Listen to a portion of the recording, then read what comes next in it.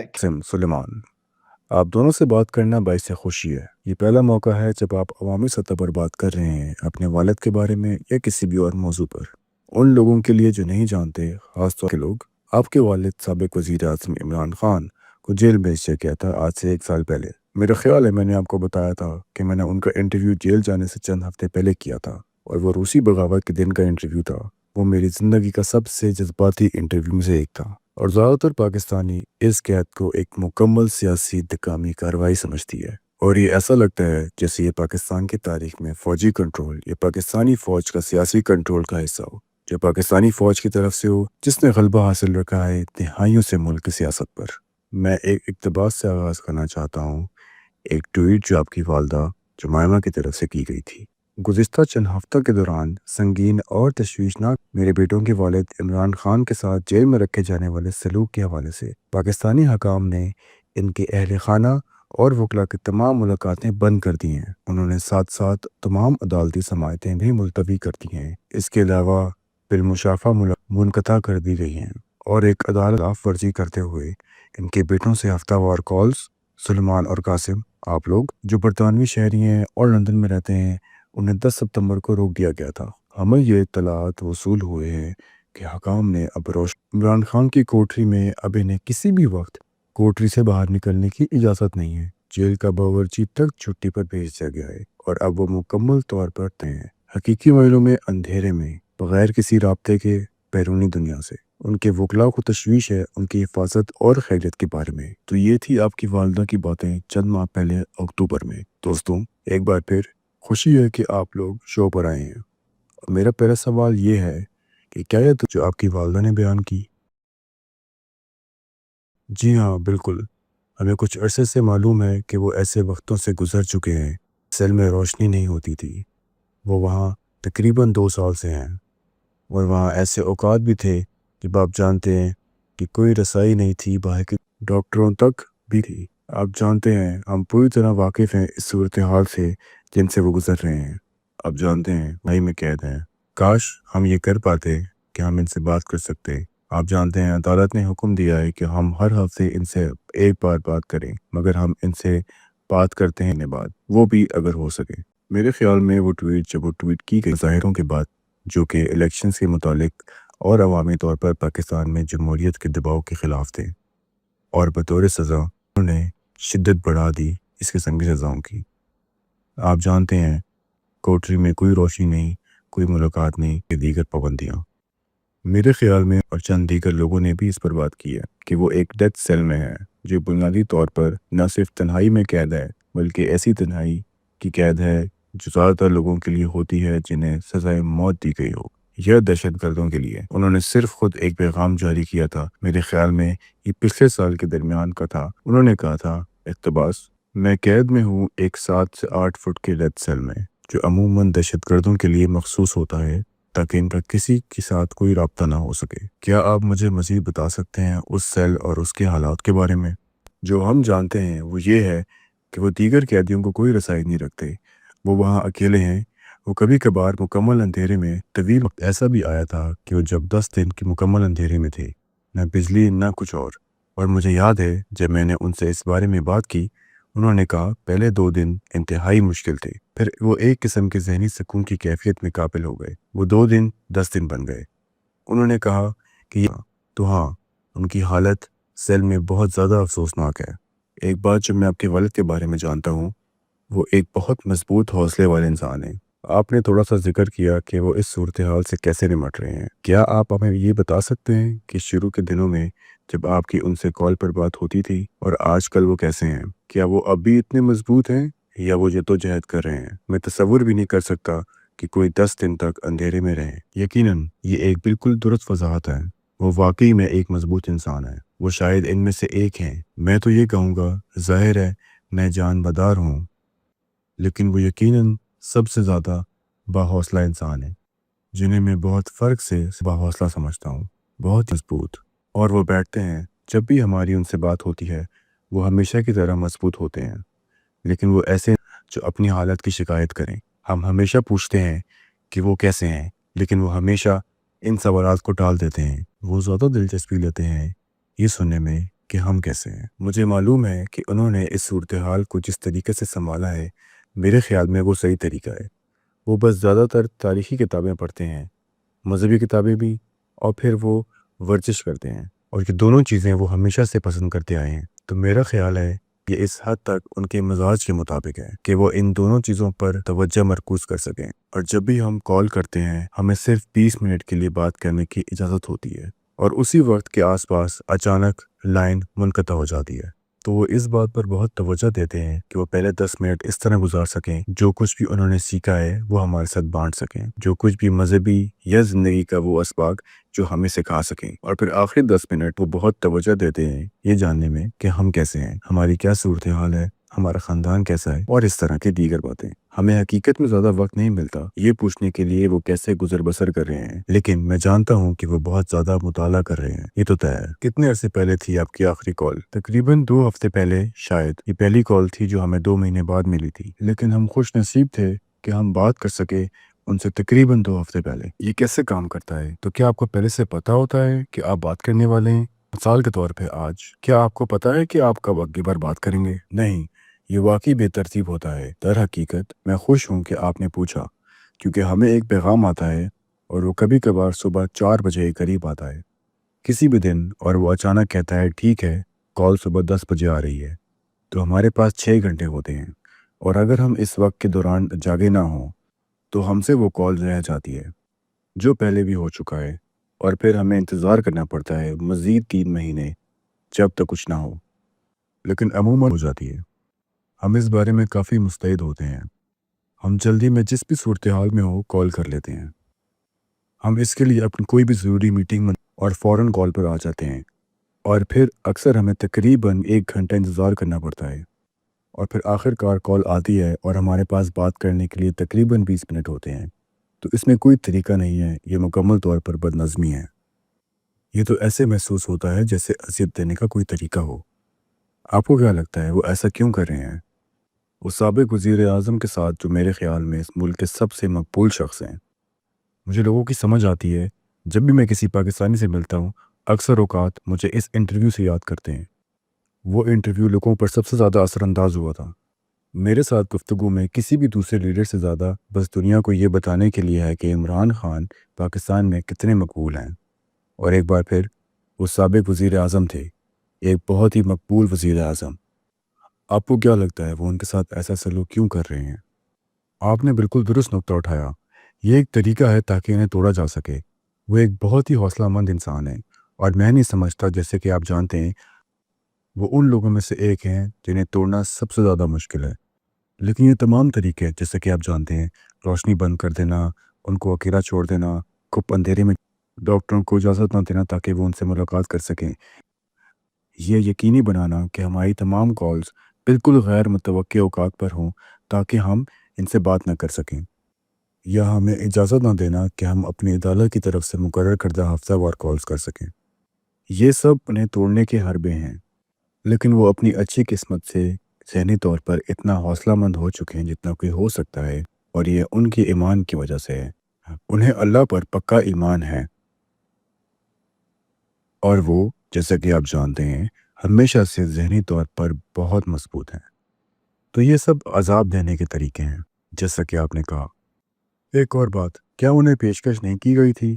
کیونکہ انہوں نے ایک مضمون لکھا تھا کچھ عرصے پہلے ٹائم میگزین میں، انہوں نے ذکر کیا تھا کہ انہیں ایک پیشکش کی گئی ہے، ایک آپشن جو گھر پر نظر بندی پر مشتمل تھا، اور میرا خیال ہے ان کی کچھ شرائط تھی۔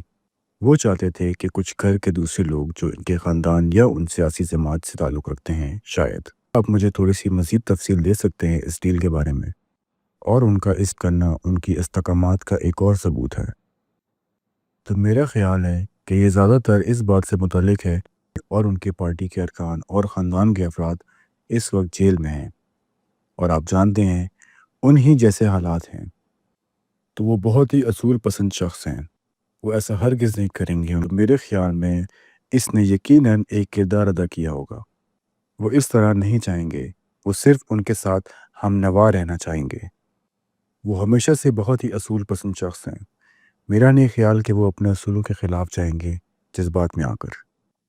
آپ لوگوں نے ان سے کیا کہا ہے، جیسے کہ میں صرف تصور کر رہا ہوں کہ اگر میرے والد ہوتے یا کوئی رشتہ دار ایسی صورتحال میں ہوتا تو میں اس سے اصرار کر رہا ہوتا، کیونکہ آپ لوگ لندن میں پیدا ہوئے اور لندن میں ہی رہتے ہیں، تو آپ پاکستانی پولیٹکس سے دور ہیں۔ اور اگر میں آپ کی جگہ ہوتا تو میں اپنے والد کو قائل کر رہا ہوتا کہ وہ کچھ بھی کر جیل سے نکلیں، صرف اپنی آزادی دوبارہ حاصل کرنے کے لیے۔ تو کیا آپ لوگوں نے کوشش نہیں کی انہیں قائل کرنے کی، یہ کرنے کے لیے؟ تو اصل میں جب میں چھوٹا تھا مجھے ان کا سیاست میں ہونا ناپسند تھا۔ میں بس بہت زیادہ چاہتا تھا کہ وہ بس کرکٹ پر تبصرہ کریں یا تجزیہ کریں، یا لندن میں ایک آسان زندگی گزاریں سیاست سے باہر۔ لیکن یہ واقعی ان کا ایک جذبہ ہے، اور میرا نہیں خیال کہ وہ مطمئن محسوس کریں گے اگر وہ نہ کریں جو وہ سب کر رہے ہیں۔ مجھے نہیں لگتا کہ وہ خوش ہوں گے اگر وہ صرف زندگی گزار رہے ہوں آرام سے لندن میں۔ ہاں، کیونکہ میرا خیال ہے کہ وہ چاہتے تو جلا وطنی اختیار کر لیتے جو وہ کر سکتے تھے۔ وہ آسانی سے ایک معاہدہ کر سکتے تھے سیاسی نقطہ نظر سے۔ مجھے یقین ہے کچھ مخصوص مطالبات ہوں گے ان کے۔ سب سے آسان یہ ہے، اور یہ میں خود کہہ رہا ہوں ظاہری طور پر، یہ میرا ذاتی رائے ہے، لیکن ان کا بولنا فوج کی حمایت میں مثال کے طور پہ یا پھر مخالف سیاسی جماعت کو، یہ صرف ایک مثال ہے ان کی کئی چیزوں کو جو وہ اپنی آزادی حاصل کرنے کے لیے کر سکتے ہیں۔ لیکن میرا خیال ہے کہ ان کی یہ خلاف ورزی ہی وجہ ہے کہ وہ جیل میں ہیں۔ اور کیا آپ اب بھی، مجھے معلوم ہے کہ آپ نے کہا تھا یہ سوال سلیمان کے بعد آپ سے بھی کیا گیا، لیکن کیا آپ اب بھی انہیں قائل کرنے کی کوشش کرتے ہیں تک چھوڑ دیں، یا آپ نے اب اس کوشش کو چھوڑ دیا ہے؟ نہیں، میرا مطلب میں ذاتی طور پر نہیں کہوں کہ مثال کے طور پہ آپ ان کے بیٹے ہیں اور وہ صرف آپ سے ہی بات کرتے ہیں، تو جب آپ ان کے ساتھ وقت، زیادہ تر وقت کسی نہ کسی انداز میں گزرتا ہے۔ جب ہم چھوٹے تھے ہم ان کے ساتھ کرکٹ کھیلتے تھے، اب فلمیں دیکھنا، جو کچھ بھی ہو۔ آدھا وقت جو گزارا ہے انہوں نے ان کی حکمرانی پر لیکچر دینے میں گزارا ہے یا پاکستان میں۔ وہ وجوہات جن کی وجہ سے انہوں نے سیاست میں قدم رکھا ہم انہیں بہت اچھے سے جانتے ہیں، اور یہ سب ان کے خلاف ہوگا۔ وہ ہر بات جو وہ سکھاتے ہیں، اچانک یہ کہنا کہ میں ہار مان رہا ہوں اور میں ایک آسان زندگی گزارنے جا رہا ہوں، یہ ان کی فطرت میں نہیں ہے۔ ان کا ایک ہی جذبہ ہے کہ وہ کوشش کریں اور پاکستانی عوام کی مدد کریں، اور اس وقت پاکستان شدید بحران کا شکار ہے۔ وہ اس مقصد کے لیے پوری طرح وقف ہیں، اور جیسا کہ آپ جانتے ہیں وہ ہار نہیں مانیں گے، اور وہ ہمیشہ سے یہی چاہتے تھے کہ آپ لوگ سیاست سے دور رہیں۔ کیا یہ درست ہے؟ جی ہاں، میرا یہ خیال ہے۔ دراصل اگر آپ غور کریں، پاکستان کی دو بڑی سیاسی جماعتوں پر ایک روایت قائم ہے جو خاندانی سیاست کی صورت میں ہے، جو کہ غالب ہے دو مختلف خاندانوں پر۔ لہٰذا وہ ہمیشہ سے نہیں چاہتے کہ ان کی سیاسی جماعت اس روایت کی پیروی کرے، اور جی ہاں، لہٰذا میں ذاتی طور پر کبھی نہیں چاہتا کہ وہ پاکستان کی سیاست میں شامل ہوں، اور میرا نہیں خیال کہ وہ یہ چاہتے ہیں کہ ہم بھی سیاست میں آئیں۔ جی ہاں، مجھے علم ہے قاسم، آپ بھی اسی طرح کی پوزیشن میں ہیں، میں شامل نہیں ہونا چاہتے۔ آپ ایک بہت کامیاب کاروباری شخصیت بھی ہیں، تو آپ کے پاس ایک سیاست سے ہٹ کر بھی زندگی ہے، اور اس بات سے کچھ حد تک ظاہر ہوتا ہے کہ شاید آپ کو میرے اگلے سوال کا جواب معلوم ہو کہ آپ یہ انٹرویو اب کیوں اور اس وقت کیوں دے رہے ہیں۔ تو سب سے بڑھ کر ہم نے آزمایا ہے جس کے بارے میں ہمیں لگے کہ وہ انہیں باہر نکالنے میں مدد کر سکتا ہے۔ ہم نے کبھی نہیں سوچا تھا کہ وہ اتنے عرصے تک اندر رہیں گے جتنا وہ اب تک رہ رہے ہیں۔ لہٰذا ہم کسی حد تک ان راستوں سے مایوس ہو چکے ہیں، اور ہم نے فیصلہ کیا ہے کہ ٹھیک ہے، اب واحد راستہ یہ ہے کہ کوئی عملی اقدامات لیا جائے کہ سامنے آ کر عوام کا خیال ہے۔ میں آپ کا شکر گزار ہوں کہ آپ نے اجازت دی کہ ہم یہاں اس معاملے پر بات کر سکیں۔ جو ہم چاہتے ہیں وہ ہے پاکستان کی طرف سے بین الاقوامی دباؤ، کیونکہ اس وقت عمران خان ایک غیر انسانی زندگی گزار رہے ہیں۔ وہ نہیں دے رہے انہیں بنیادی انسانی حقوق، وہ واقعی میں کسی بھی طور پر کافی اقدامات نہیں کر رہے، اور جو ہم چاہتے ہیں وہ ہے عالمی دباؤ۔ جی بالکل، میرے خیال سے جیسے قاسم نے کہا، ہم نے کوشش کی، ہم نے بہت کوشش کی، ہم نے باقی تمام راستے آزما لیے، قانونی ذرائع، اور اب یہ معاملہ بالکل خاموش ہو چکا ہے۔ ایسا لگتا ہے یا کم از کم صورتحال بہت خاموش ہو گئی ہے۔ اور آپ جانتے ہیں یہ صرف بنیادی طور پر انسانی حقوق کی بات ہے، نہ صرف ہمارے والد کی بلکہ دیگر سیاسی قیدیوں کے لیے بھی، کی جمہوریت کی بحالی کے لیے بھی، ہمارے اپنے ذاتی فوائد سے ہٹ کر۔ جی ہاں، یقیناً آپ کے ذاتی فوائد ہیں، یہ آپ کے والد ہیں۔ اور دیکھیں، بس بین الاقوامی برادری کو سمجھانے کے لیے کہ پاکستان میں صورتحال کس قدر سنگین ہے۔ پاکستان کی آبادی کتنی ہے؟ تقریباً 200 ملین، میرے مطابق شاید ہو 200 ملین سے بھی زیادہ۔ تو بڑی فوجی طاقت، جہاری ہتھیار بھی ہیں، بڑی معیشت بھی ہے۔ کیوں بہت سے لوگ یہ نہیں سمجھتے کہ کس طرح پاکستان جمہوریت کی حمایت کرنے والا ملک ہے؟ اور یہ میں اپنی ذاتی رائے پیش کر رہا ہوں۔ میں جمہوریت اور ایک بڑا وکیل ہوں۔ پاکستان میں جو ہوا ہے، ایکس کو لفظی طور پہ ممنوع کر دیا گیا ہے، مکمل طور پہ ممنوع کر دیا گیا ہے۔ مظاہرین پر ہلاکت، آپ کے والد کا نام ٹی وی سے منع کر دیا تھا، ریڈیو اسٹیشن اور سوشل میڈیا سے بھی۔ یقین کریں، کوئی ان کا نام بھی نہیں لے سکتا تھا۔ مجھے نہیں معلوم ہے کہ کوئی اس کو جمہوریت کہہ سکتا ہے۔ اور وہ یہ ہے کہ لوگ حوالہ دینے کے لیے، قاسم، وہ آپ کا نام استعمال کر رہے تھے آپ کے والد کا حوالہ دینے کے لیے، بین سے بچنے کے لیے۔ اور آپ کے والد کے خلاف الزامات جو ہیں وہ بے حد اہم۔ میں سمجھتا ہوں کہ یہ ایک سیاسی سازش ہے، مگر یہ جمہوریت کی ہر اس حد سے باہر ہے جو تصور کی جا سکتی ہو۔ میرا مطلب ہے میں کافی ہے برازیل کی بھی، حالانکہ برازیل میں اس حد تک کچھ بھی نہیں ہوا جو پاکستان میں کیا جا رہا ہے۔ تو یہ سب کافی افسوسناک ہے، جس سب سے آپ کے والد گزر رہے ہیں اور جس سب سے ملک گزر رہا ہے۔ اور میں پھر یہ اپنی رائے بتا رہا ہوں، اور میں جانتا ہوں کہ آپ اس انٹرویو پر آئے ہیں سیاست سے دور اور اپنے والد کے بارے میں زیادہ بات کرنے کے لیے، لیکن میں ان کو جو سن رہے ہیں اور جو پکے ہیں یہ بتانا چاہتا ہوں کہ اس ملک میں کیا ہو، والد کی لڑائی کتنی اہم ہے۔ آپ نے پاکستان پر بین الاقوامی دباؤ کے بارے میں بات کی، اور ہم نے گزشتہ سال کے آخر میں ایسا کچھ ہوتے دیکھا، اور اب یہ بات کافی دب چکی ہے، مجھے نہیں پتا کیوں۔ میں رچرڈ گرینل کے بارے میں بھی بات کرنا چاہتا ہوں، جو کہ ٹرمپ انتظامیہ کے ایک خصوصی سفیر ہے۔ اس نے بنیادی طور پر آپ کے والد کی رہائی کے لیے، مجھے لگتا ہے گزشتہ سال کا آخر چل رہا تھا، انتخابات کے بعد، ٹرمپ کے انتخابات جیتنے کے بعد، اس نے کہا ہے کہ معذرت، میرا پہلے آپ سے سوال یہ ہے کہ اس حوالے کو پڑھنے سے پہلے کیا آپ کی کبھی بات ہوئی ہے رچرڈ سے، ان کے اس بیان سے پہلے یا بعد میں؟ تو ہم رچرڈ کے کافی شکر گزار ہیں، ان کی ساری حمایت، اور میں نے ان کی ٹویٹ دیکھی۔ ہم نے اس کے ساتھ ذاتی طور پر کوئی رابطہ نہیں کیا ہے۔ میں ان کی ٹویٹ پڑھ کے سناتا ہوں۔ یہ ٹویٹر پہ رچرڈ ہے، یہ پچھلے سال نومبر کے قریب کی تھی۔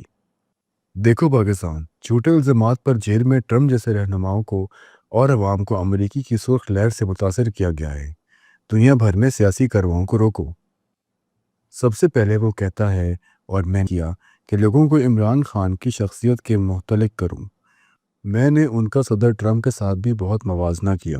وہ ایک ہی طرح کے سیاسی ہدف سے گزرے ہیں۔ ٹرمپ نے فتح حاصل کی اور اب وہ صدر ہے، لیکن میں ہے۔ اس ٹویٹ میں رچرڈ کی خصوصیت پر آپ کا کیا خیال ہے؟ مجھے یقیناً یہ لگتا ہے کہ قانون سازی میں اور جس طرح نشانہ بنائے گئے، دونوں ایک ہی ہیں۔ جی ہاں، میں سمجھتا ہوں، میں یہ ٹھیک سمجھتا ہوں۔ اس کے بارے میں جو وہ کہتا ہے کہ انہیں جھوٹے الزامات کہتے ہیں، اور یہ بھی کہتے ہیں کہ لوگوں کو اس سے متاثر کیا گیا ہے، امریکی سرخ لہر سے، اور وہ اسے سیاسی کارروائی کہتے ہیں، جس کا آپ نے پہلے بھی ذکر کیا ہے۔ کیا آپ کہیں گے کہ یہ رچرڈ کی طرف سے ایک صحیح خصوصیات ہے؟ اور اس کے علاوہ ٹرمپ انتظامیہ میں دوسروں کے لیے آپ کا کیا پیغام ہوگا؟ ٹرمپ اور ایلان کو بھی شامل کر کے وہ ان کی مدد کے لیے کیا، اگر کوئی چیز آپ کے والد کی مدد کرنے کے لیے؟ تو مجھے لگتا ہے کہ یقینی طور پر یہ ایک منصفانہ خصوصیت ہے جب پاکستانی سیاست کی بات آتی ہے۔ 100% وہ غلط الزامات ہیں، بڑھائے ہوئے الزامات، جو کوئی بھی تھوڑا سا دیکھے گا اس کو بھی دکھ جائے گا۔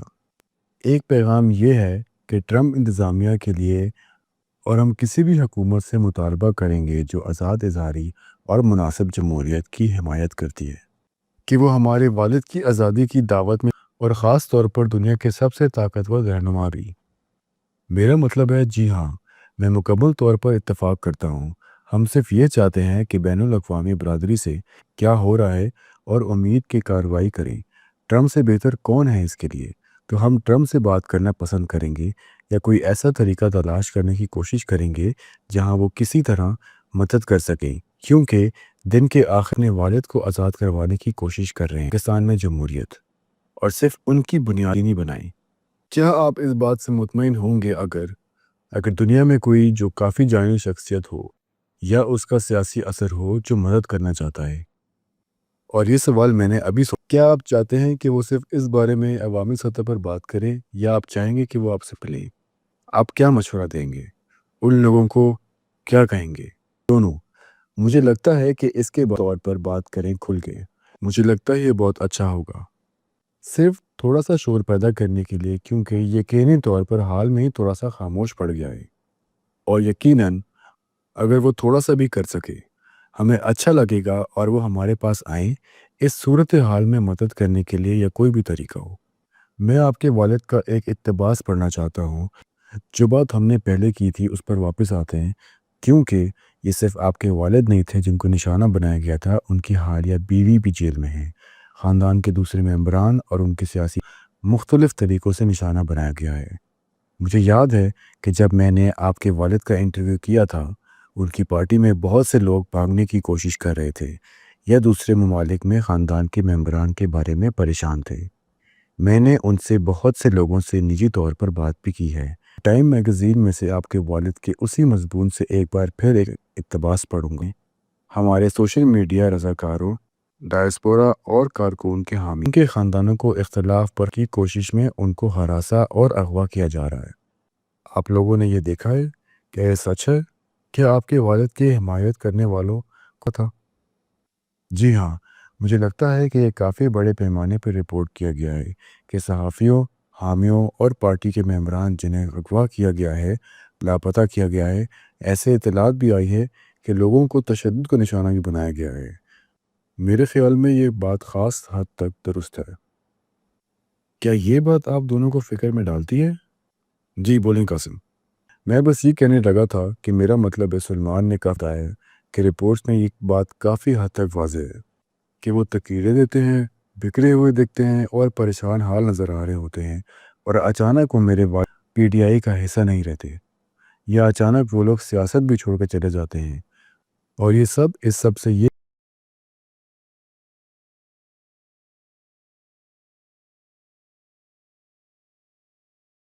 حد تک صاف ظاہر ہے۔ کیا یہی وجہ ہے؟ میں نے آپ سے پہلے بھی پوچھا تھا کہ آپ عوامی طور پر بات کیوں نہیں کر رہے ہیں؟ آپ نے پہلے کبھی نہیں کی، اس کی کیا وجہ ہے؟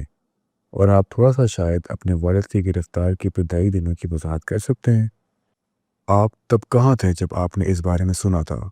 آپ کے دماغ میں پہلی چیز کیا آئی تھی؟ کیا آپ کو اس کے ہونے کی توقع تھی؟ میں جانتا ہوں کہ آپ نے پہلے بھی کہا تھا کہ آپ کو توقع نہیں تھی کہ اتنا وقت گزر جائے گا۔ میں جاننا چاہتا ہوں کہ آپ نے پہلے اور جب وہ پہلی دفعہ گرفتار ہو کر چھٹ گئے تھے تو اس کی وجہ سے بڑے پیمانے پر احتجاج کیے گئے تھے، اور وہ پھر گرفتار ہو گئے اور لوگ آہستہ آہستہ خاموش ہو گئے۔ ہم ہمیشہ سے کافی نجی لوگ رہے ہیں۔ یہ بات واپس اس نقطے پر آتی ہے جو ہم پہلے بھی بات کر رہے تھے کہ ہمارے والد نے کبھی نہیں چاہا کہ ہم پالیٹکس میں آئیں۔ ہمیں خود بھی اس میں دلچسپی نہیں تھی، اس لیے یہ فیصلہ ٹھیک لگا کہ ایک زیادہ سکون زندگی گزر جائے، اور انگلینڈ میں رہنے کے لیے یہ ایک اچھا پہلو تھا کہ ہمیں عوام کی آنکھوں میں زیادہ نہیں رہنا پڑتا تھا۔ لیکن مجھے بہت اچھی طرح یاد ہے جب ان کی گرفتاری ہوئی، اس وقت میں اپنی زندگی کے سب سے بڑی اپنی نوآماز کاروبار کے لیے، میفو کے لیے، میں اسٹیج پر جانے والا تھا لوگوں کے سامنے بولنے کے لیے، اور جب میں تیاری کر رہا تھا تقریباً 1 گھنٹہ 1.5 گھنٹہ پہلے میرے کاروباری ساتھی کا اچانک سے رنگ اڑ گیا اور اس نے مجھے اپنا فون دکھایا۔ میں نے دیکھا کہ میرے والد گرفتار ہو گئے ہیں۔ اس وقت یقیناً ہم اس قسم کی چیزوں سے آسانی سے گزر جاتے ہیں۔ ہم نے انہیں گولی لگتے ہوئے دیکھا ہے، ہم نے انہیں پہلی بار گرفتار ہوتے دیکھا ہے، انہوں نے ہمیں خود بیٹھکان میں معاف لا رہے ہیں، تو ہم ان سب چیزوں کے عادی ہو گئے ہیں۔ جب یہ ہوا مجھے یاد ہے کہ میں صرف یہ سوچ رہا تھا کہ میری سپیچ کتنی معمولی لگ رہی ہے، حالانکہ اس وقت کے لیے میری زندگی کی سب سے بڑی تقریر تھی۔ میں اسٹیج پر گیا لیکن میرا دھیان سارا ادھر تھا۔ میں کچھ الفاظ بھول گیا لیکن پھر بھی ٹھیک ٹھاک گزر گیا۔ لیکن سب سے زیادہ جو بات مجھے یاد ہے وہ یہ تھی کہ جب یہ ہوا اندازہ نہیں تھا کہ کتنا لمبا چلے گا۔ مجھے لگا تھا 1 مہینہ 2 مہینہ زیادہ سے زیادہ، لیکن اب تقریباً 2 سال ہونے کو ہیں اور وہ پورے وقت انفرادی قید میں ہیں۔ تو ہاں، یہ سب کچھ کافی وحشیانہ رہا ہے۔ سلیمان، اس کی کیا امیدیں تھیں اور آج ہم جہاں ہیں اس کے بارے میں آپ کیا کہیں گے؟ ہاں، مجھے بھی یاد ہے، لیکن میں اس وقت اور میرا اپنا رد عمل تھا۔ مجھے اس نے اتنا حیران نہیں کیا کہ کچھ دن پہلے ہی میری ان سے بات ہوئی تھی اور انہوں نے مجھے بتایا تھا کہ یہ ممکن ہے کہ انہیں گرفتار کیا جا سکتا ہے، لیکن اس سے پہلے بھی اسی سال انہیں گرفتار کیا گیا تھا، 9 مئی یا اس کے بعد کے احتجاج کے دوران، اور پھر کچھ دنوں بعد انہیں چھوڑ دیا گیا تھا۔ تو مجھے امید تھی کہ اس دفعہ بھی ویسے ہی ہوگا، اور میں تو بالکل بھی اس امید میں نہ تھا کہ لگ بھگ 2 سال بعد بھی انہیں یہ پیشکش کب پیش کی گئی تھی۔ میں صرف یہ کہنا چاہتا ہوں کہ مجھے یاد ہے اسی رات جس طرح یہ سب ہوا، میں انہیں میسیج کر رہا تھا عوامی گفتگو کے مشورے کے لیے، کیونکہ میں 100 لوگوں کے سامنے بولنے جا رہا تھا اور اور پھر صبح عجیب بات کہ انہیں لے جایا گیا۔ یہ واقعی دل توڑ دینے والی بات ہے جو آپ لوگوں کے ساتھ ہو رہا ہے، اور سب سے پہلے تو میں عزت کرتا ہوں خاص کر پاکستانی سیاست کے حوالے سے، جہاں ہمیشہ بچوں کو تیار کیا جاتا ہے کہ وہ اپنے والد کے نقش قدم پر چلیں۔ پاکستان میں ہمیں دہائیوں سے یہ روایت چلتی دیکھی ہے۔ عمران خان نے آپ دونوں کو سیاست سے دور رکھا ہے، آپ کی حفاظت کی۔ یہ بہت قابل تعریف کی بات ہے کیونکہ پاکستان کی سیاست بہت ہی خطرناک ہے، اور آپ دونوں جتنے متوازی ہو وہ بھی بہت قدر کی بات ہے۔ جو ہم ملے تھے قاسم، تم مذاق میں بھی کہہ رہے تھے کہ تم واقعی بہت عاجز ہو۔ آپ دونوں اپنے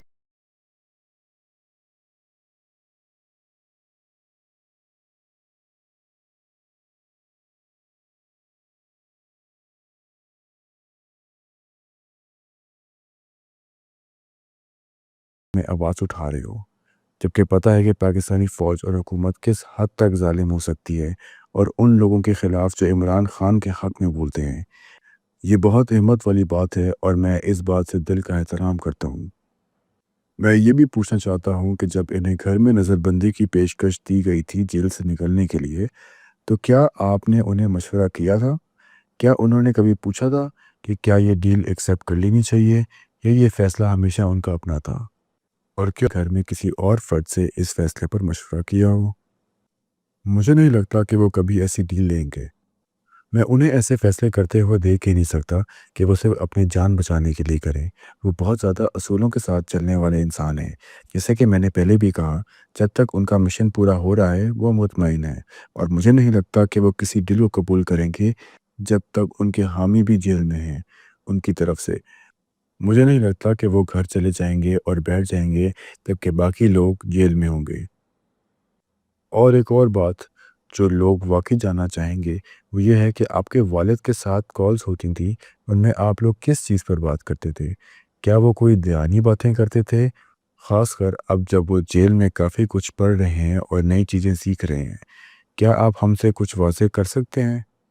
میں جانتا ہوں کچھ باتیں آپ کی نجی ہوں گی، لیکن ان سب لوگوں کے لیے جو آپ کے والد کے ساتھ دے رہے ہیں، ان پر یقین رکھتے ہیں، اور جن لوگوں نے پچھلے سال احتجاج میں اپنی جان تک داؤ پر لگا دی، ان کے لیے کچھ وقت اچھا ہوگا۔ یہ باتیں کیسی ہوتی ہیں؟ کچھ ایسے پیغامات جو آپ کے والد چاہتے ہیں یہاں تک پہنچیں آپ کے نجی گفتگو کے علاوہ؟ تو ایک چیز یہ ہے کہ ہاں، وہ بہت سی باتیں نجی ہوتی ہیں اور زیادہ تر گھر کے متعلق ہوتی ہیں، لیکن کبھی کبھی ہلکے پھلکے انداز میں وہ بات کرتے ہیں۔ حال ہی میں ایک بار وہ ہنس رہے تھے کہ ان کے مخالفین کتنے مایوس ہو گئے ہیں، صرف ان پر تشدد کرنے کے لیے وہ ہنس کر کہہ رہے تھے کہ اب تو میرا ویسے بھی باہر کی دنیا سے رابطہ نہیں ہے۔ جب کبھی انہیں اپنے لائر سے ملنے دیا جاتا تھا تو ان سے کہتے تھے تو بتاؤ دنیا میں کیا ہو رہا ہے، جیسے ایک ہلکا پھلکا مذاق ہو۔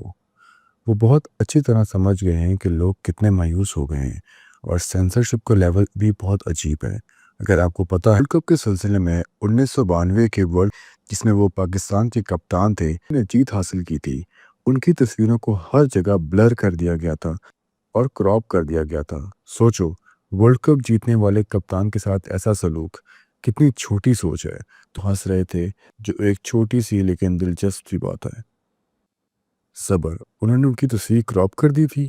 میں آپ کو بعد میں بولنے کا موقع دوں گا، لیکن مجھے اس بات کا نہیں پتا تھا۔ یہ تو کچھ زیادہ ہی کارٹون جیسا لگ رہا ہے۔ تو اصل میں ان تصویروں میں جو کرکٹ ورلڈ کپ سے متعلق تھی، جہاں وہ کپتان تھے، ان میں ان کی تصویروں کو کراپ کر دیا گیا ہے۔ میں عمران خان کو تب سے جانتا ہوں جب سے وہ پرائم منسٹر نہیں تھے۔ جیسے ہوں ایک بڑا دیہی علاقوں والا ملک۔ میں عمران خان کو کرکٹ اسٹار کے طور پر کافی اچھی طرح سے جانتا ہوں۔ تیروں میں ہوتے ہیں ہر پوز میں، لیکن اب انہیں اس میں سے بھی ہٹا دیا گیا ہے۔ ہاں، یہ لوگ سینسرشپ میں نہ تو کوئی حکمت عملی دکھاتے ہیں اور نہ ہی کوئی شرافت۔ بس اب سب کچھ کھلی آنکھوں کے سامنے ہو رہا ہے۔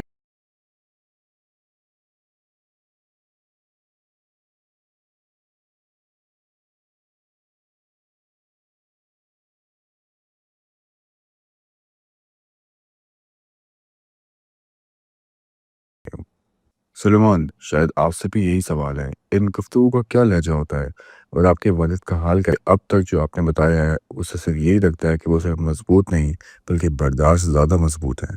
یہ برداشت ہی نہیں کر رہے بلکہ مخالف پارٹی کی مایوسی۔ ہاں، مطلب جیسے کہ میں نے پہلے بھی کہا، نہیں ہے جو اپنے حالات کے بارے میں شکایت کرے۔ مجھے پورا یقین ہے کہ ان کے لیے بہت مشکل ہوگا۔ جیسا ان کی کوٹری اتنی چھوٹی ہے اور 10 دن کے لیے رکھا گیا ان کو اندھیرے، یہ ایک بے رحم عزل کا طریقہ ہے، بہیمانہ تشدد کا طریقہ بھی ہے۔ ان کو کسی سے رابطہ کرنے کی اجازت نہیں ہے اور آپ کی فون کالز بھی 20 منٹ کے بعد کاٹ دی جاتی ہیں۔ یہ ایک شرمناک سلوک ہے جو ان کے ساتھ کیا جا رہا ہے۔ وہ لوگ جنہوں نے سنگین جرائم کیے ہیں، جو کہ ظاہر ہے کہ آپ کے والد ان کے نزدیک بھی نہیں آتے۔ لیکن معذرت کہ میں نے آپ کی بات کاٹی سلیمان، وہ ایک مثبت رویے سے محسوس کرتے ہیں۔ میرا خیال ہے کہ وہ واقعی محسوس کرتے ہیں کہ وہ پہلے تقریباً 2 سالوں سے وہاں ہیں۔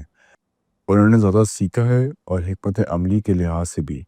آپ جانتے ہیں انہوں نے واقعی ایک اچھا لائے عمل تیار کیا ہے کہ وہ مستقبل میں کیا کرنا چاہتے ہیں۔ یہ خیال ہے کہ وہ ہمیشہ پر امید رہتے ہیں اور وہ اسے ایک بہترین سیکھنے کا موقع سمجھتے ہیں، جسے کہ آپ جانتے ہیں اگرچہ ظاہر ہے کہ یہ اصل میں کتنا مشکل ہے۔ جی ہاں، میں یہ کہنا چاہتا ہوں کہ وہ ہمیشہ سے بہت مطالعہ کرنے والے ہیں، لیکن اب ان کے پاس اتنا وقت ہے کہ وہ تاریخی شخصیت کے بارے میں پڑھ سکیں، گزشتہ قائدین کے بھی بارے میں اور ایمان کے بارے میں بھی، اور ان کا ماننا ہے کہ وہ پچھلے 2 سالوں میں پچھلے 20 سالوں سے زیادہ ترقی کر چکے ہیں، اور انہوں نے بالکل یہ الفاظ کہے ہیں کہ اس کے ساتھ ساتھ وہ ذہنی طور پر کتنے ترقی یافتہ ہوئے ہیں، اور وہ کہتے ہیں کہ روحانی طور پر بھی۔ جیسا کہ آپ جانتے ہیں کہ وہ یہ حکمت عملی بنا رہے ہیں کہ رہائی کے بعد پاکستان کے لیے کیا کر سکتے ہیں، تو ہاں، وہ ان چند لوگوں میں سے سب کے بعد بھی باہر امید کے ساتھ زیادہ مضبوط بن کر نکلیں گے۔ کیا آپ کو لگتا ہے کہ وہ واقعی باہر آئیں گے؟ میرا مطلب ہے یقیناً میں یہی، مگر ہم یہاں کیوں ہیں؟ اس کی وجہ یہ ہے کہ آپ جانتے ہیں ہمیں لگتا ہے کہ ہمارے پاس کے راستے محدود ہوتے جا رہے ہیں، اور جو چیز ہمیں سب سے زیادہ پریشان کر رہی ہے وہ یہ ہے کہ پاکستان پر خود دباؤ تھا، خبروں کا زور۔ آپ جانتے ہیں یہ سب حال میں ہی کافی حد تک ختم ہو گیا، یہ مدھم پڑ گیا ہے۔ تو ہم یہاں اس لیے ہیں کیونکہ ہم واقعی پریشان ہو رہے ہیں، فطری طور پر اس وقت بہت پریشان ہیں، یہاں تک کہ ان پر ایسے مقدمات قائم کرنے کی دھمکیاں دی گئی ہیں جس میں سزائے موت آپ جانتے ہیں اس لیے کر رہے ہیں۔ وجہ یہ ہے کیونکہ حالات جا رہے ہیں، لیکن جی ہاں، ہم امید کرتے ہیں۔ جی، ہم صرف پر امید رہ سکتے ہیں۔ کیا وہ جانتے ہیں کہ آپ یہ انٹرویو کر رہے ہیں؟ جی ہاں، ہم نے ان سے پوچھا تھا۔ یہ وہ چیز ہے جس کے پیچھے وہ شاید نہ ہوں، اور یہ ہمیں بہت پریشان کر رہی تھی۔ وہ ہمیشہ چاہتے ہیں کہ ہم نجی زندگی گزاریں اور سیاست اور دنیا سے دور رہیں، لیکن ہم نے ان سے پوچھا، ایک کال پر پوچھا، اور ہم نے کہا کہ آپ کو کیا لگتا ہے کہ یہ ٹھیک ہوگا؟ ہم یہ کرنا چاہتے ہیں، ہم دیکھنا چاہتے ہیں کہ کیا ہم کچھ مدد کر سکتے ہیں، اور انہوں نے کہا کر لو۔ عمران خان سیاست سے باہر کیسے ہیں؟ ایک انسان کے طور پر وہ کیسے ہیں، اور ان کی وہ کون سی پہچان ہے کہ دنیا نہیں دیکھ پاتی ہے؟ وہ ایک بہت ہی والد ہیں اس طریقے سے، آپ جانتے ہیں، ایک عجیب سے انداز میں، یعنی انہوں نے اپنی زندگی سیاست اور پاکستانی عوام کے لیے وقف کر دی ہے۔ اس طریقے سے ان کے ذہن میں لاکھوں بچے مجھے لگتا ہے کہ ہوں گے، لیکن انہیں جب بھی موقع ملتا ہے، انگلینڈ آتے تھے، ہم پاکستان جاتے تھے، تو وہ کسی طرح 2 ہفتے صرف ہمارے ساتھ گزارنے کے لیے نکال لیتے تھے، جو کہ ایک بہت مشکل کام ہے کسی اتنے مصروف آدمی کے لیے۔ احساس نہیں ہے کہ وہ آدھے سے زیادہ کافی کہہ لیں مزاحیہ انسان بھی ہیں، لیکن آج کل ہم انہیں کافی عرصے سے نہیں دیکھ پائے ہیں۔ میرا مطلب ہے آخری دفعہ جب ہم نے انہیں دیکھا تو وہ اپنے لوگوں کے لیے، اپنے سپورٹرز کے لیے ایک ریلی کر رہے تھے، اور اس وقت ان کی جان کے لینے کی کوشش کی گئی تھی، لیکن یہ بات تھوڑی سی الگ ہے جب ان کی جان لینے کی کوشش کی گئی اور انہیں ٹانگوں میں 3 گولیاں لگی تھیں اور اگر ان کا ایک کو نیچے نہ کرتا تو انہیں سینے اور وہ سپورٹر بدقسمتی سے واقعی میں اپنی جان گنوا بیٹھا۔ لیکن اس کے بعد ہم فوراً نکل گئے اور ان سے ملنے گئے اور اس سفر کا اپنا ہی ایک سفر بھی تھا۔ ہم تقریباً 15 گاڑی ایک بام پروف گاڑی میں تھے، وہاں ایک نقلی گاڑی بھی تھی اور ایک گاڑی جس میں ڈیٹنیٹرز تھے جو پیچھے سے تیار تھی۔ جب ہم گھر پہنچے تو ہمیں یہ دیکھنا پڑا کہ ہمارے کھانے میں زہر نہ ہو۔ ہمیں کھڑکیوں سے دور رہنا پڑتا تھا کیونکہ سنائپر کا خطرہ تھا۔ ہر جگہ افراتفری تھی، سب کچھ انتہائی پریشانی سے بھرا تھا، اور یہ آخری مرتبہ تھا جب ہم نے انہیں دیکھا۔ یہ وہ آخری دفعہ تھا جب ہم ان سے ٹھیک سے مل پائے تھے اور بات کر پائے تھے، اور وہ اس وقت ویل چیئر میں تھے، گولیاں لگی ہوئی تھی، اور بہت عجیب لگتا تھا انہیں ویل چیئر میں دیکھنا کیونکہ وہ عام طور پر ایک بھرکار شخصیت رہتے تھے۔ پھر بھی چلنے میں مشکل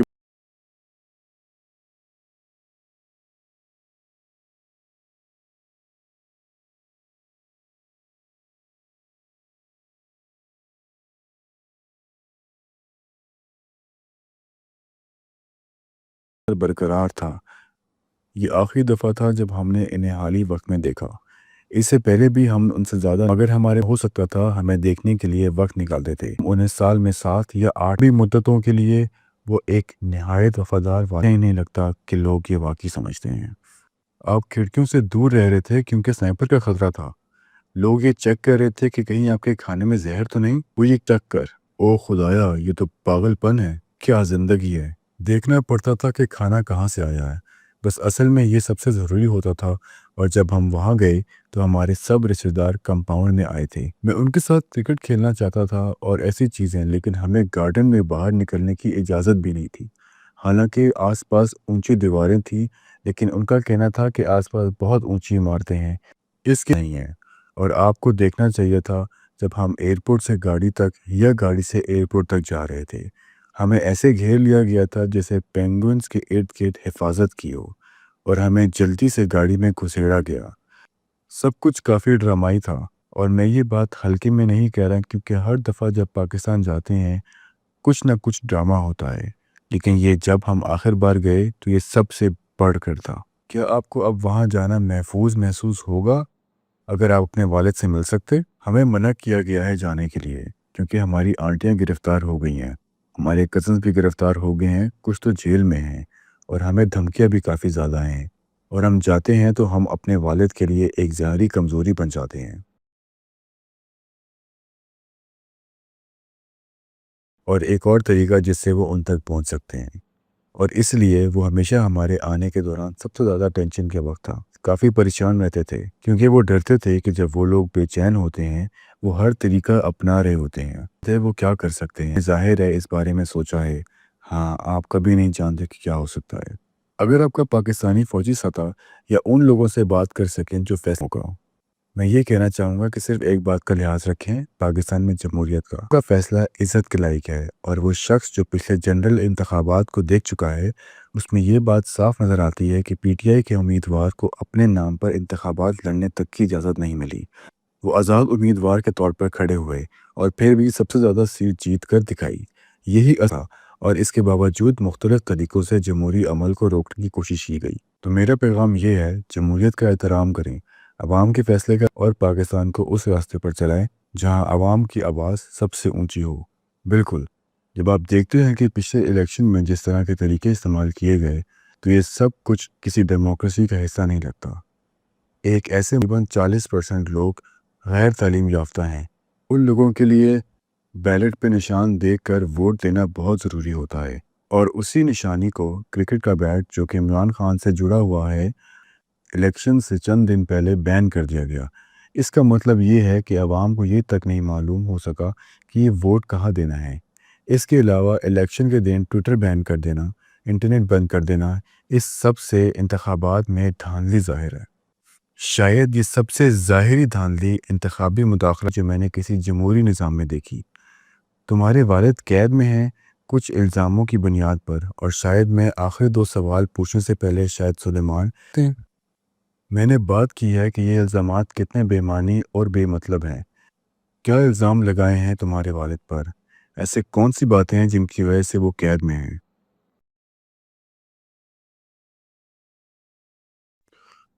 تو یہ سب کچھ بالکل ہی بےمانی ہے، عجیب سی باتوں سے لے کر جیسے کہ انوکھے پھل بیچنے تک، اور پھر بدعنوانی کے الزامات لگانا۔ یہ سب ہے جو میرے والد کو نہیں جانتے۔ جو بھی میرے والد کو جانتا ہے اسے یہ اندازہ ہے کہ وہ کبھی بھی کرپٹ نہیں، اور اگر وہ کرپٹ ہوتے تو وہ 20 سال تک نہ لڑتے، اپنی پارٹی خود سے نہ بناتے اور اسے محنت نہ کرتے۔ وہ کسی بھی وقت کسی بڑی اسٹیبلش پارٹی میں شامل ہو کر، جسے کہ انہیں بار بار دعوت ملی، پیسہ اور اسرار و رسوخ بنا سکتے تھے، لیکن ان کا یہ طریقہ نہیں ہے۔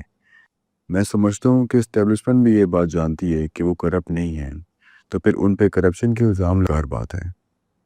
اب سوال اٹھتا ہے قاسم، اس انٹرویو سے پہلے، جبکہ یہ معاملہ اتنا نازک ہے، جب پاکستان میں جو کچھ ہو رہا ہے وہ سب کے دونوں نے کبھی بھی پبلک میں بات نہیں کی، تو آپ کی فیملی کا کیا رد عمل تھا؟ یہ فیملی جسے 2 سال سے زیادہ عرصے سے نشانہ بنایا گیا ہے، ان کا کیا کہنا تھا ان سب پر؟ کچھ لوگ اس فیصلے کے پیچھے پوری طرح کھڑے تھے، لیکن کچھ کا رد عمل ملا جلا تھا۔ یہ اس بات پر انحصار کرتا ہے کہ آپ کس سے پوچھ رہے ہیں۔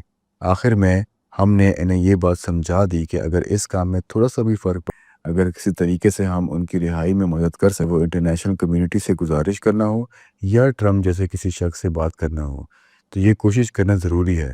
اگر تھوڑا سا بھی فرق پڑتا ہے تو یہ سب کچھ کرنا بہت قابل ہے۔ تو ہم خیرہ عوام میں دکھانے کے لیے تیار ہیں اس مقصد کے لیے۔ میرا آخری سوال آپ لوگوں سے یہ ہے، اگر یہ انٹرویو ان کے ساتھ ہو رہا ہوتا، اگر کسی طرح ہم ایک کیمرہ چھپ کر جیل میں لے کر لائیو ریکارڈ کر لیا ہوتا، تو وہ کیا کہتے؟ ان کا پیغام کیا ہوتا، خاص کر پاکستان کے لوگوں کے لیے اور باقی دنیا کے لیے؟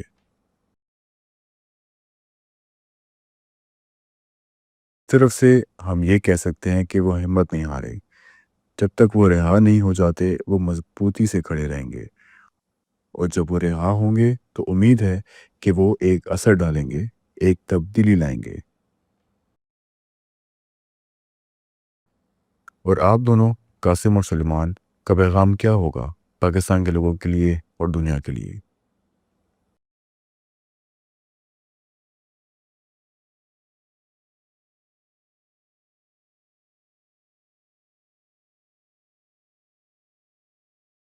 ہونا، وہ خود امید نہیں ہارے، انہوں نے ہار نہیں مانی، وہ جیل میں صرف بیٹھ کر وقت نہیں گزارے، وہ مستقبل کے بارے میں سوچ رہے ہیں، اور انہیں یقین ہے کہ تبدیلی آئے گی۔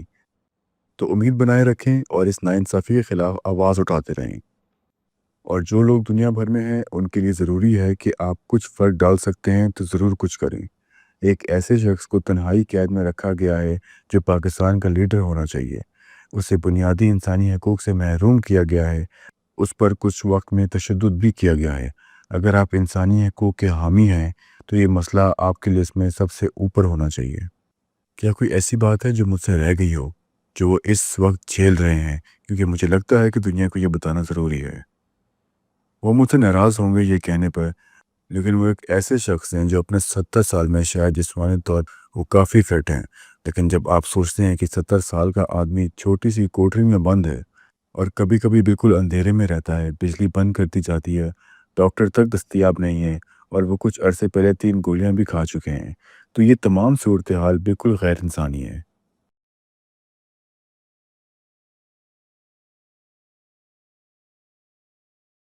اور اگر میں اپنی بات ختم کروں تو یہ کہنا چاہوں گا کہ میں اکثر اپنے انٹرویوز میں کوئی موقف نہیں لیتا، لیکن کچھ حالات ایسے ہوتے ہیں جہاں خاموش رہنا ناانصافی ہوتی ہے۔ پاکستان ایک بہت بڑا ملک ہے، جیسا کہ آپ نے کہا 200 ملین سے زیادہ لوگ، یا تقریباً 1/4 بلین لوگ ہیں، ایک نیوکلیر پاور ہے، ایک اکنامک پاور بھی ہے۔ سب سے اہم بات یہ ہے کہ عمران خان جتنے بھی باغی ہیں، ہے کہ میں ان کی کچھ پالیسی سے اختلاف رکھتا ہوں، اور ہو سکتا ہے کہ آپ دونوں بھی اپنے والد کی کچھ باتوں سے اختلاف رکھتے ہوں، پر لوگوں نے ان کو ووٹ دیا ہے، اور دنیا کو اگر آپ چپ رہ جائیں جب ایک جمہوریت کو دبایا جا رہا ہوتا ہے، اور اگر یہ معاملہ کسی بھی جمہوریت میں دہرایا جا سکتا ہے، اس لیے بہت ضروری ہے کہ آپ کی سیاسی سوچ کچھ بھی ہو، لیکن کچھ بنیادی اصولوں کے لیے کھڑے رہنا چاہیے۔ جمہوریت ان میں سے ایک ہے۔ میں دعا کرتا ہوں آپ کے والد جلد جیل سے رہا ہوں، دعا کرتا ہوں کہ وہ صحت مند رہیں، پاکستان میں حالات بہتر ہوں، اور آپ لوگ ایک عام زندگی گزار سکیں، عمران خان کی فیملی اور آپ دونوں بھی۔ میں آپ کا وقت دینے کا بہت شکریہ ادا کرتا ہوں۔ عمران خان کا بھی شکریہ کہ انہوں نے اس انٹرویو کی اجازت دی، اور میں امید کرتا ہوں کہ جلد دوبارہ عمران خان کا انٹرویو کروں۔ قاسم اور سلمان، آپ دونوں کا بہت شکریہ۔ خدا حافظ۔